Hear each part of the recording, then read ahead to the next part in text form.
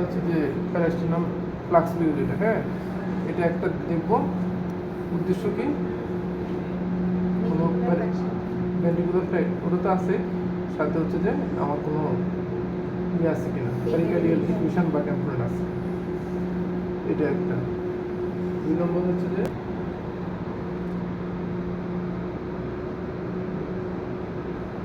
Force number দিয়ে দেওয়ার উদ্দেশ্য কি পালমোনারি এম্বোলিজম বা রাইট হার্ট প্রেশারটা কোনোভাবে বেশি আছে কিনা। তাহলে এমনিই করতে হয়ে গেছে মোটামুটি না, ওগুলো তো হয়ে গেছে।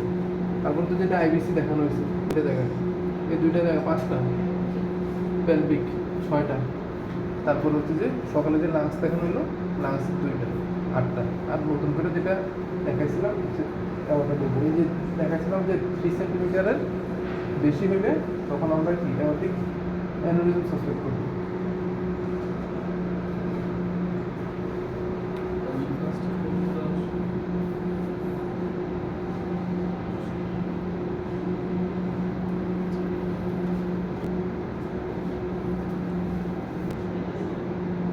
এটা হচ্ছে অ্যাওর্টার, ডিসেন্ডিং অ্যাওর্টার, হ্যাঁ, যেটা দেখা যাচ্ছে এটা হচ্ছে ডিসেন্ডিং অ্যাওর্টার। এখন আমি এটাতে মেজার করবো হচ্ছে যে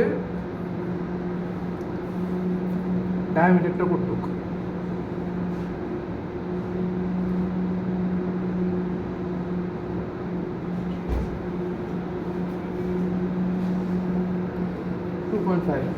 এটা যদি আমি পাই হচ্ছে যে 3 সেন্টিমিটার বেশি পাই, সাথে হিমোডাইনামিক আনস্টেবল পেশেন্ট, তখন আমার সাসপিশন থাকবে যে এটা কোনো অ্যানিউরিজম কিনা।